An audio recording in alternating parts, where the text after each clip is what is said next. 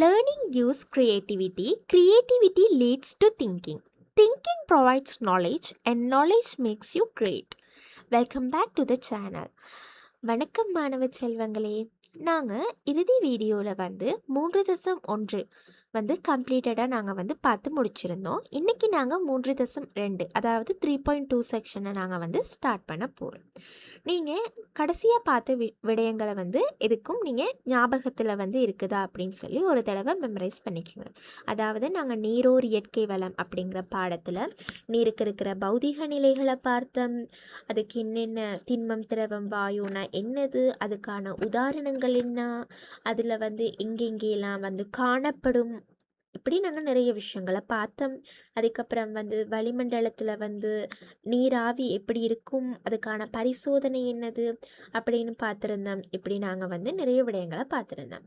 இன்னைக்கு நாங்கள் பார்க்க போகிறது நீர் பெறப்படும் பல்வேறு மூலங்களின் அடிப்படையில் வகைப்படுத்தல். அது என்னது மூலங்கள்? அதாவது இப்போ மழை பெய்யும் போது தரையில தானே அந்த நீர்த்துளிகள் விழும். மழை பெய்யுது, அந்த நீர்த்துளிகள் தரைக்கு விழுகும். தரை மீது விழுந்தோன்னு அது என்ன நடக்கும்? தரையினால உறிஞ்சப்படும் இல்லையா? தரை மீது இப்போ நீர்த்துளிகள் விழுது, தரையில் அந்த பாய்ந்தோடுற நீர் என்ன செய்யுது? தரையினால உறிஞ்சப்படும். அதோட என்ன நடக்கும்? தரையில் இருக்கிற சிறு சிறு குழிகள்லாம் அந்த நீர் பை என்ன செய்யும்? தேங்கி நிற்கும், அதாவது சேரும். அப்போ மழையின் போது தரை மேற்பரப்பில் விழுகிற அந்த நீரின் நடத்தையை எடுத்து காட்டுறதுக்கு நமக்கு ஒரு செயற்பாடு ஒன்று இருக்கு. இப்போ மழை பெய்யும் போது நீர்த்துளிகள் தரையை வந்தடையுது, அந்த தரை மீது பாய்ந்தோடுறது தரையினால் உறிஞ்சப்படுது. அது மட்டுமல்லாமல் குழிகள்லாம் சேருது. அப்போ தரை மேற்பரப்பில் விழும் நீரின் நடத்தையை எடுத்து காட்டுறதுக்கு நாங்கள் ஒரு செயற்பாடு ஒன்று செய்ய போகிறோம், அதாவது ஒரு ப்ராக்டிக்கல். நாங்கள் இதுக்கு முதல் 3.1 3.2 ப்ராக்டிக்கல் பார்த்துருந்தோம். இப்போ நாங்கள் பார்க்க போகிறது 3.3 நீர் பெறப்படும் மூலங்களை எடுத்துக்காட்டல் அப்படிங்கிறது தான் ப்ராக்டிக்கல்ட டாபிக். இதுக்கு நமக்கு என்னென்ன பொருட்கள் தேவைப்படுது அப்படின்னு சொன்னால், கண்ணாடியிலான ஒரு தொட்டி, களிமண், மணல், சிறுகற்கள், பரல்கள், அந்த மாதிரியான மண்ணண்ட கூறுகள். அதுக்கப்புறம் சம அளவில் சிறிய துவாரங்களை கொண்ட பேணி. அதாவது நாங்கள் ஒரு பேணி, ஒரு கப் மாதிரி ஒன்று, சரியா? அதில் நாங்கள் சம அளவில் துவாரங்களை இடணும், சரியா? சம அளவில் துவாரங்கள், அதாவது துளைகளை இடணும். அதுக்கப்புறமா நாங்கள் என்ன செய்யணும் அப்படிங்கிறத இங்கே படிமுறையாக குறிப்பிட்டிருக்கு. முதல்ல நாங்கள் செய்ய வேண்டிய படிமுறை என்னன்னா, படத்தில் காட்டியிருக்கிற மாதிரிக்கு மண்ணில் அடங்கியுள்ள கூறுகளை நாங்கள் என்ன செய்யணும்னு சொன்னால், இந்த கண்ணாடி தாங்கிக்குள்ள நாங்கள் என்ன செய்யணும்னா ஒழுங்காக இடணும், சரியா? ஒரு முறையாக எல்லாத்தையும் ஒன்றா போட்டு விடாமல் சிறுகற்கள், பரல்கள், மணல், களிமண் இப்படி தனித்தனி படைகளாக நாங்கள் என்ன செய்யணும்னா ஒழுங்குபடுத்தணும். இரண்டாவதாக நாங்கள் ஒரு துளைகளை கொண்ட ஒரு பேணியை தயாரிச்சிருந்தோம். துளைகளை கொண்ட ஒரு பேணி. அந்த பேணிக்குள்ளே நாங்கள் என்ன செய்யணும்னு சொன்னால், பேணிக்குள்ளே நீரை ஊற்றி நம்ம படத்தில் காட்டியிருக்கிற மாதிரி மண்ணுக்கு மேலே விளைச்செய்யணும். இப்போ இப்படியே நாங்கள் நீரை ஊற்றினோன்னு சொன்னால், இந்த துளைகள்லேருந்து இந்த நீர் என்ன நடக்கும்? மண்ணுக்கு விளைச்செய்யும். அடுத்தது நீர் பயணிக்கும் விதத்தை நாங்கள் அவதானிக்கணும். அந்த நீர் எப்படி பயணிக்குது அப்படிங்கிறத நாங்கள் அவதானிக்கணும். அவதானிப்பின் அடிப்படையில் பெறக்கூடிய முடிவுகள் யாவை அப்படின்னு தான் உங்களுக்கான கேள்வி. நாங்கள் அந்த ப்ராக்டிக்கல் செய்கிறதுக்கான நோக்கம் என்னன்னு சொன்னால், நாங்கள் நீர் செல்லும் பாதையை நாங்கள் அறியணும். நீர் எப்படி பயணிக்குது? ஓகே, அந்த நீர் எப்படி பயணிக்கும் அப்படின்னா, அந்த துளைகளுடைய அந்த தகர பேணி இருக்கு இல்லையா? தகர பேணியிலிருந்து மண்மேல் என்ன நடக்கும்? நீர் விழும். அந்த நீரை நாங்கள் படிவு வீழ்ச்சி நீர் அப்படின்னு சொல்கிறோம். என்ன சொல்கிறோம்? படிவு வீழ்ச்சி நீர். அந்த துளைகளுடைய அந்த தகர பேணியிலிருந்து மண் மேலே இந்த விழுகுது இல்லையா? அந்த மண் மேலே, இந்த மண் மீது விழும் நீரை நாங்கள் என்ன சொல்கிறோம்னு சொன்னால் படிவு வீழ்ச்சி நீர் அப்படின்னு சொல்கிறோம். தரையின் மீது வீழ்ந்த அந்த நீரை நாங்கள் மண்ணின் கூறுகளோடு கீழ் நோக்கி சென்று அது என்ன நடக்குது? மணல், பரல், சிறுகற்கள் எல்லாம் தேங்கி நிற்குது. இப்போ தரை மீது இந்த நீர் விழுந்துச்சு இல்லையா? விழுந்த நீர் அப்படியே காணாம போயிருமா? இல்லை. அந்த விழுந்த நீர் என்ன நடக்கும்? மண்ணண்ட கூறுகள் நாங்கள் அடுக்கி வச்சிருக்கோம் இல்லையா? படைகளாக மணல் மணல், பரல்கள், சிறு கற்கள்னு அதுலலாம் போயிட்டு அந்த நீர் என்ன நடக்கும், தேங்கி நிற்கும். கீழே கீழே வார நீர், தரை மீது விழுந்த நீர் வந்து மண் கூறுகளினூடாக கீழ் நோக்கி வந்து மணல், பரல்கள், சிறு கற்கள் எல்லாம் என்ன நடக்கும், தேங்கி நிற்கும். இதை நாங்கள் என்ன சொல்லி அழைப்போம்னு சொன்னால் நிலக்கீழ் நீர். ஏன்னா கீழே வந்து தேங்கி இருக்கிற நீர் தானே, அதனால அதை நாங்கள் நிலக்கீழ் நீர்னு சொல்லுவோம். அடுத்தது மண்ணின் மேற்பரப்பில் தேங்கி இருக்கிற நீர்.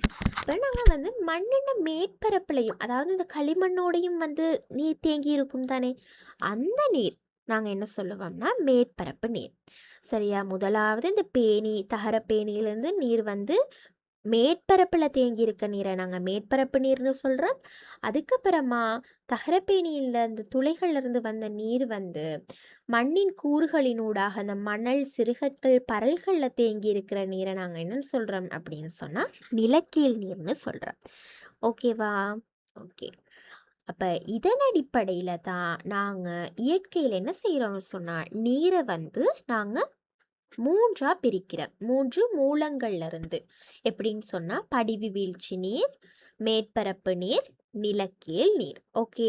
அப்ப இந்த 3 மூலங்கள்ல இருந்து பெறப்படுகின்றது. அதாவது இந்த அடிப்படையில தான் நாங்க வந்து இயற்கையில இந்த நீர் வந்து பெறப்படுது, புலனாகுது அப்படிங்கிறத வந்து நாங்க வந்து விளங்கிக் கொள்கிறோம். அதாவது என்னது, படிவு வீழ்ச்சி, மேற்பரப்பு நீர், நிலக்கீழ் நீர் அப்படிங்கிற 3 மூலங்களில் இருந்து தான் பெறப்படுது அப்படிங்கிறத நாங்கள் இந்த செயற்பாடில் வந்து எங்களுக்கு புலன்படுத்துது. ஓகே. முதலாவது வந்து படிவு வீழ்ச்சினா என்னது? படிவு வீழ்ச்சி அப்படிங்கிறது வந்து இப்போ இயற்கை சூழலில் வந்து மழை, பனி, நீங்கள் ஹைலைட் பண்ணியிருக்கேன்னு பாருங்கள் எல்லோ கலரு, மலை, பனி, பனிமலை, பனிக்கட்டி மலை, ஆலங்கட்டி மலை என பல்வேறு வடிவத்தில் தான் வந்து படிவு வீழ்ச்சி ஏற்பட முடியும். படிவு வீழ்ச்சி அப்படிங்கிறது மழையாக ஏற்படலாம், பனியாக ஏற்படலாம், பனிமலையாக ஏற்படலாம், பனிக்கட்டி மலையாக ஏற்படலாம், ஆலங்கட்டி மலை அப்படின்னு பல்வேறு வடிவங்களில் இந்த படிவு வீழ்ச்சியை நாங்கள் வந்து பார்க்கலாம். அடுத்தது மேற்பரப்பு நீர். மேற்பரப்பு நீர் அப்படிங்கிறது வந்து சமுத்திரம், கடல், ஆறு, ஓடை, ஏரி, தடாகம், குளம், நீர்வீழ்ச்சி அப்படின்னு சொல்லி ஒன்று சேர்ந்து காணப்படுற அந்த நீரை தான் நாங்கள் வந்து மேற்பரப்பு நீர். அதாவது இந்த மேற்பரப்பு நீர் வந்து பெரிய அளவிலாக காணப்படக்கூடியது, நாங்கள் அதிக அளவில் பார்க்குறதும் கூட. இந்த மேற்பரப்பு நீரை சமுத்திரம் பார்க்குறோம், கடல் பார்க்குறோம், ஆறுகள், ஓடைகள், ஏரிகள், தடாகங்கள், குளம், நீர்வீழ்ச்சி இதெல்லாம் நாங்கள் அன்றாட சூழலில் வந்து அவதானிக்கிற விடயம். அடுத்தது நிலக்கீழ் நீர். இந்த நிலக்கீழ் நீர் அப்படிங்கிறது கிணறுல, ஊற்றுக்கள் என்பவற்றிலிருந்து தான் நமக்கு கிடைக்கும். சரியா? கிணறுகள், ஊற்றுக்கள்ல இருந்து நமக்கு கிடைக்கிற நீரை தான் நாங்கள் வந்து நிலக்கீழ் நீர்னு சொல்கிறோம். அப்போ நாங்கள் இப்போ என்ன விடயம் பார்த்தோம் அப்படின்னு சொன்னால், நீர் பெறப்படும் மூலங்களை நாங்கள் எப்படி அறிகிறது, நீரின் நடத்தை எப்படி இருக்கும் அப்படின்னு சொல்லி இந்த செயற்பாடுல நாங்கள் பார்த்தோம். இந்த செயற்பாடு எப்படி ஒழுங்கமைக்கிறது, இந்த செயற்பாடுக்கு என்னென்ன உபகரணங்கள் தேவை, இந்த செயற்பாடை நாங்கள் எப்படி படிமுறையாக மேற்கொள்றது, இந்த விடயமெல்லாம் பார்த்தோம். ஓகேவா? படிவு வீழ்ச்சினா என்னது, மேற்பரப்பு நீர்னா என்ன, நிலக்கீழ் நீர்னா என்னது, இதெல்லாம் பார்த்துட்டோம். அடுத்தது நாங்கள் பார்க்க போகிறது உவர்திறன் அடிப்படையில் நீரை வந்து வகைப்படுத்துதல். அது என்னது உவர்திறன்?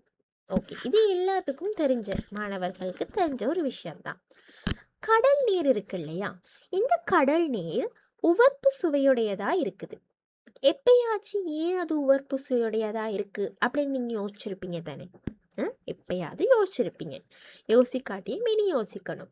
கடல் நீர் மட்டும் ஏன் சாதாரண நீரை விட உவர்ப்பு சுவையுடையதா இருக்கு? இப்போ சாதாரண நீர் நம்ம குடிச்ச உவர்ப்பு சுவையுடையதா இருக்குமா? இல்லை. ஆனால் கடல் நீர் எப்படி இருக்கும்? உவர்ப்பு சுவையுடையதாக இருக்கும். அதுக்கு காரணத்தை என்னன்னு கேட்குறாங்க. ஏன் இந்த கடல் நீர் மட்டும் உவர்ப்பு சுவையுடையதா இருக்குது அப்படின்னு. ஓகே, ஏன்னு சொன்னால் அந்த காரணத்தை தான் நாங்கள் வந்து இதிலிருந்து பார்க்க போகிறோம். இப்போ நீங்களே யோசிச்சு பாருங்கள், ஏன் கடல் நீர் மட்டும் உவர்ப்பு சுவையுடையது இருக்குன்னு. ஓகே, நான் சொல்கிறேன். இப்போ பல்வேறு பதார்த்தம் இருக்கு இல்லையா, இந்த பதார்த்தம்லாம் நீரில் கரையக்கூடியதாக தான் இருக்கும். சரியா? பெரும்பாலும் பல்வேறு பதார்த்தங்களை நாங்கள் வந்து நீரில் கரைக்கலாம்.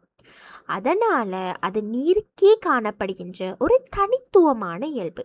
நாங்கள் நீரில் உப்பு போட்டாலும் கரையும், சீனியை போட்டாலும் கரையும், ஏதேனும் மாவை போட்டாலும் கரையும். அது மட்டும் இல்லை, இன்னும் பல்வேறு பதார்த்தங்கள் இருக்குது. அதெல்லாத்தையும் நாங்கள் வந்து நீரில் போட்டால் அது நீரில் கரையக்கூடியதாக இருக்கும். எனவே இது நீருக்கே காணப்படக்கூடிய ஒரு தனித்துவமான இயல்பு. தனித்துவம்னு சொன்னால் அது அவங்களுக்கு மட்டும் இருக்கிற ஒரு தனித்துவமான ஒரு இயல்பு. அப்போ இந்த கடல் நீரில் பல்வேறு பதார்த்தங்கள் கரைஞ்சிருக்குமா இல்லையா? இப்போ கடல் அப்படிங்கிறது வந்து ஒரு இயற்கையில் ஒரு திறந்த பிரதேசத்தை, இப்போ ஒரு இடத்துல காணப்படுறது. இப்போ அது வந்து நிறைய பதார்த்தங்கள் அதில் கரைந்திருக்கும் தானே. மழை பெய்யும் போது வெளிச்சூழல்கள்லேருந்து வர்றது பதார்த்தங்கள், வழியிலிருந்து வர்றது, இந்த மாதிரி வந்து அதில் நிறைய பதார்த்தங்கள் கரைஞ்சிருக்கும். அந்த பதார்த்தத்தை நாங்கள் வந்து உப்புக்கள்னு சொல்லுவோம். சரியா? கடல் நீரில் பல்வேறு பதார்த்தங்கள்லாம் கரைஞ்சிருக்கும். அந்த பதார்த்தத்தை நாங்கள் வந்து உப்புக்கள் அப்படின்னு சொல்கிறோம். உப்புக்கள் அப்படின்னு அழைப்போம். கடல் நீர் வந்து உவர்ப்பு சுயடைற்கான காரணம் என்னன்னா, அதில் வந்து சோடியம் குளோரைட்டு அப்படின்னு சொல்கின்ற ஒரு உப்பு கரைஞ்சிருக்கு. ஏன் உங்கள்கிட்ட யாரோ கேட்குறாங்க, ஏன் கடல் நீர் வந்து உவர்ப்பு சுவையுடையதாக இருக்குது, ஏன் உப்புத்தன்மையாக இருக்குது அப்படின்னா, கடல் நீரில் சோடியம் குளோரைட்டு எனப்படுற ஒரு உப்பு வந்து கரைந்திருக்கு. அதாவது NaCl2ன்னு நாங்கள் சொல்லுவோம். சோடியம் குளோரைட்டை NaCl2. இந்த உப்பு வந்து கடல் நீரில் கரைந்திருக்கிறதுனால தான் நாங்கள் வந்து கடல் நீர் வந்து உவர்ப்பு சுவையுடையதாக இருக்குது அப்படின்னு சொல்கிறோம். சரியா? கரைந்திருக்கிற உப்புண்ட அளவுண்ட அடிப்படையில் நீரை நாங்கள் வந்து ஃப்ரெஷ் வாட்டர், அதாவது நன்னீர், சவறு நீர், உவர் நீர் அப்படின்னு சொல்லி நாங்கள் 3ஆக பிரிக்கிறோம். சரியா? அந்த நீரில் கரைஞ்சிருக்க உப்புண்ட அளவுண்ட அடிப்படையில், அதாவது அது கூடுதலான உப்பு கரைந்திருக்கா, இல்லை குறைஞ்ச அளவு உப்பு கரைஞ்சிருக்கா, இல்லாட்டி ரொம்ப குறைஞ்ச அளவு உப்பு கரைஞ்சிருக்கா அப்படிங்கிற அடிப்படையில் நாங்கள் 3ஆக பிரிக்கிறோம்: நன்னீர், சவர் நீர், உவர் நீர். ஓகே, நாங்கள் முதல் பார்ப்போம் நன்னீர்னா என்னன்னு. அதுக்கு முதல் உப்பளங்கள்ல இருக்கு இல்லையா, உப்பளங்கள்ல கடல் நீர் வந்து ஆவியாக்கப்பட்டு தான் கரியுப்பு பெறப்படுது. கரியுப்பு அப்படிங்கிறது தான் வந்து சோடியம் குளோரைட்டு. உப்பளங்களில் வந்து கடல் நீரெல்லாம் ஆவியாக்கப்பட்டு, இப்போ புத்தளத்துல எல்லாம் நாங்கள் வந்து உப்பளங்களை பார்க்கலாம் இல்லையா? அப்போ அங்கே கடல் நீர் ஆவியாக்கப்பட்டு கரியுப்பு பெறப்படுது. நன்னீர். நன்னீர்னா என்னன்னு பார்ப்போம். நன்னீர் அப்படிங்கிறது வந்து கிணறுகளில், தடாகங்களில், ஆறுகளில், ஓடைகளில், நீர்வீழ்ச்சிகள் அப்படின்னு சொல்லி போன்ற இடங்களில் காணப்படுறது தான் வந்து நன்னீர். காணப்படும் நீர் தான் வந்து நன்னீர். இதில் காணப்படுற உப்புக்கள் வந்து இந்த நீரில் குறைந்தளவு தான் வந்து கரைஞ்சிருக்கும். சரியா? இவற்றில் காணப்படும் அந்த நீரில் வந்து மிக குறைஞ்சளவு உப்புக்கள் தான் கரைஞ்சிருக்கும். ஏன்னா உப்புக்கள் கரைந்துள்ள அளவுண்ட அடிப்படையில் தான் நாங்கள் 3ஆக பிரித்தோம்: நன்னீர், உவர் நீர், சவர் நீர்னு. அப்போ நன்னீரில் வந்து உப்புக்கள் எவ்வளோ கரைஞ்சிருக்கும்? மிக குறைந்தளவு கரைஞ்சிருக்கும். அடுத்து உவர் நீர். உவர்நீர் அப்படிங்கிறது கடல் மற்றும் சமுத்திரங்களில் காணப்படும் நீர்தான் வந்து உவர் நீர் அப்படின்னு அழைக்கப்படும்.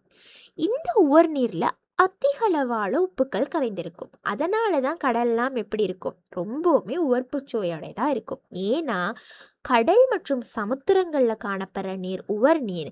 அந்த உவர் நீரில் உப்புக்கள் வந்து எப்படி கரைந்திருக்கும்? அதிக அளவாக வந்து கரைந்திருக்கும். அடுத்து நாங்கள் என்ன பார்க்கணும்? சவர்நீர்.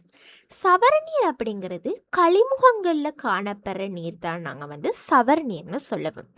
இவற்றில் காணப்படுற அந்த உப்பிண்ட அளவு வந்து ஒப்பீட்டளவில் நன்னீரை விட கொஞ்சம் அதிகம், ஆனால் உவர் நீரை விட குறைவு. அதாவது ரெண்டுக்கும் மிடிலாக இருக்கிறாரு. நன்னீரை விட கொஞ்சம் அதிகமாக இருக்குது, உவர் நீரை விட குறைவாக இருக்குது. ஏன்னா நன்னீரில் உப்பிண்ட அளவுக்கு ரொம்ப குறைவாக இருக்கும், உவர் நீரில் வந்து உப்பிண்ட அளவு மிக அதிகமாக இருக்கும். சவர் நீரில் நன்னீரை விட கொஞ்சம் அதிகமாகவும் உவர் நீரை விட கொஞ்சம் குறைவாகவும் வந்து காணப்படும். ஓகே, அப்போ நீரிண்ட உவர்த்தன்மையை நாங்கள் வந்து சோதிக்கிறதுக்காக ஒரு செயற்பாடு, ஒரு ப்ராக்டிக்கல் ஒன்றில் நாங்கள் ஈடுபட போகிறோம். ஓகே, இதுக்கு என்னென்ன திங்ஸ், அதாவது பொருட்கள் என்ன தேவைப்படுதுன்னா, 10 கிராம் வந்து உப்பு தேவை, நீர் தேவை, போதுமான அளவு நீர் எடுத்து வச்சுக்கொள்ளணும். அடுத்து 50 மில்லி லிட்டர் முகவைகள் 3, 50, இது வந்து ஆய்வுக்கூட பரிசோதனையாக நீங்கள் மேற்கொள்ளலாம் சரியா, பாடசாலைகளில். 50 மில்லி லிட்டர் முகவைகள் 3. அடுத்து மும்மைக்கோட் தராசு சரியா, மும்மைக்கோட் தராசு. படிமுறையை பார்ப்போம். முதலாவது 3 முகவைகளை பெற்று அவற்றை நாங்கள் வந்து ஏபிசின்னு பெயரிடணும். அதாவது நாங்கள் 50 மில்லி லிட்டரில் வந்து நாங்கள் வந்து என்ன செஞ்சோம், 3 முகவைகள் வந்து எடுத்திருந்தோம், 50 மில்லியில் எடுத்திருந்தோம். ஸோ அதை நாங்கள் என்ன செய்யணும்னா ஏபிசி அப்படின்னு சொல்லி லேபிள் பண்ணிக்கணும், அதாவது பெயரிடணும்.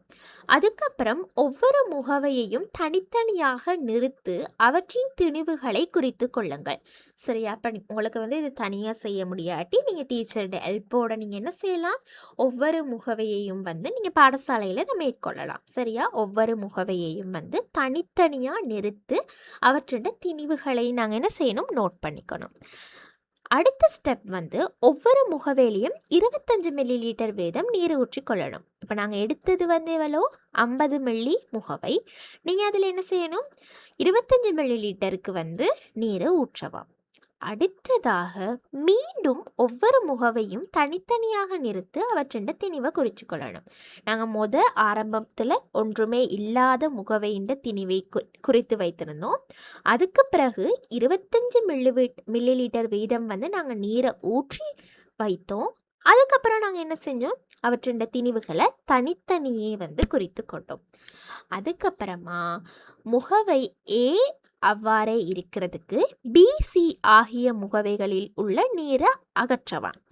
ஏ அப்படியே வச்சுட்டு பிசியில் இருக்கு இல்லையா நீர், அந்த நீரை அகற்றிட்டு பியில் வந்து 2 கிராமும் சியில் வந்து 6 கிராமும் உப்பையிட்டு சிறிது நீரிட்டு நன்கு கரைச்சிட்டு அதுக்கப்புறம் 25 மில்லி வரும் வரைக்கும் நீரை நிரப்பணும். என்ன சொல்லியிருக்காங்கன்னா, நீங்கள் ஏபிசின்னு 3 முகவை எடுத்திருந்தீங்க இல்லையா, அந்த முகவையில் முதல்ல நீங்கள் என்ன செஞ்சிடணும், ஏ அப்படியே வச்சுட்டு பியையும் சியையும் எடுத்து பியிலையும் சியிலையும் இருக்கிற நீரை நீங்கள் அகற்றிடணும். அதாவது அந்த நீரை ஊற்றிட்டு 2 கிராம் உப்பு பியிலையும் சியில் 6 கிராம் உப்பையும் இடணும். இட்டு என்ன செய்யணும், கொஞ்சமாக தண்ணி போட்டு அதை நல்லா கரைக்கணும்.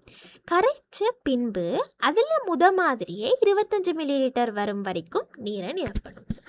அதுக்கு பிறகு வந்து பிசி ஆகிய முகவைகளை வந்து நாங்கள் தனித்தனியாக நிறுத்து அவற்றின் திணிவை குறித்து கொள்ளணும். இப்போ 3வது தடவையாக பிசி ஆகிய முகவைகளை வந்து நாங்கள் தனித்தனியாக வந்து நிறுத்து அவற்றின் திணிவுகளையும் வந்து நாங்கள் குறித்து கொள்ளணும். பரிசோதனையின் இறுதியில் வந்து பெற்றுக்கொண்ட வாசிப்புகள்லேருந்து ஏபிசி ஆகிய முகவையில் அடங்கியிருக்கிற நீரின் திணிவை நாங்கள் வந்து கணித்து கொள்ளலாம். ஓகேவா. இப்போ நீங்கள் என்ன செய்யணும்னா ஒரு சார்ட் மாதிரி ஒன்று போட போகிறீங்க. அதாவது இது ஒரு பெரிய சார்ட் இல்லை, சின்ன சார்ட் தான். அதாவது ஃபஸ்ட்டு சந்தர்ப்பம், அடுத்து திணிவு. முதல்ல ஏ, அது நீர், நாங்கள் அதில் ஒன்றுமே செய்யலை, அது நீருடன் கூடிய ஒரு முகவையாக இருந்துச்சு. பியில் தான் 2 கிராம் உப்பை கரைச்சி அதோட நீருடன் கூடிய ஒரு முகவை. அடுத்து 6 கிராம் உப்பு கரைக்கப்பட்ட நீருடன் கூடிய ஒரு முகவை. இப்போ இதெல்லாம் அளந்தெடுத்து திணிவை நீங்கள் வந்து இங்கே இடணும் சரியா. இதிலிருந்து நமக்கு என்ன முடிவு கிடைக்கும், இப்போ நாங்கள் ஒரு ப்ராக்டிக்கல் செய்கிறதுக்கான முக்கிய காரணமே நாங்கள் அந்த ப்ராக்டிக்கல்லேருந்து ஒரு முடிவை எடுத்துக்கொள்கிறதுக்கு தான் சரியா. இந்த ப்ராக்டிக்கல் செஞ்சோம் நமக்கு இந்த முடிவு கிடைச்சது, இந்த ப்ராக்டிக்கல் செஞ்சோம் நமக்கு இந்த முடிவு கிடைச்சதுன்னு சொல்லி நாங்கள் ப்ராக்டிக்கல் செய்கிறதே வந்து நாங்கள் வந்து முடிவுகளை வந்து பெறுவதற்காக, ஒன்று வந்து உண்மை அப்படிங்கிறத நிரூபிக்கிறதுக்காகவும் செய்வோம். அந்த மாதிரி எல்லாம் நாங்கள் வந்து செயற்பாடு செய்வது வந்து முடிவுகளை பெற்றுக்கொள்கிறது சரியா. இப்போ முதலாவது நாங்கள் என்ன செஞ்சோம், உப்பு கரைக்கப்படாத நீர் இருந்துச்சு இல்லையா. இப்போ இதிலிருந்து நமக்கு கிடைக்கிற முடிவு என்னன்னா, உப்பு கரைக்கப்படாத நீரை நன்னீர் எனவும், உப்பு கரைக்கப்படாமல் ஏனொரு இது இருந்தது இல்லையா, அதை நாங்கள் நன்னீர் எனவும், 2 கிராம் உப்பு கரைக்கப்பட்ட நீரை நாங்கள் வந்து சவர் நீர் எனவும், 6 கிராம் உப்பு கரைக்கப்பட்ட நீரை நாங்கள் வந்து உவர் நீர் அப்படின்னும் கருதலாம் இல்லையா. ம் ஏன்னா நன்னீரில் ரொம்பவுமே குறைஞ்ச அளவில் உப்பு தான் இருக்கும். ஸோ அது வந்து நன்னீர்.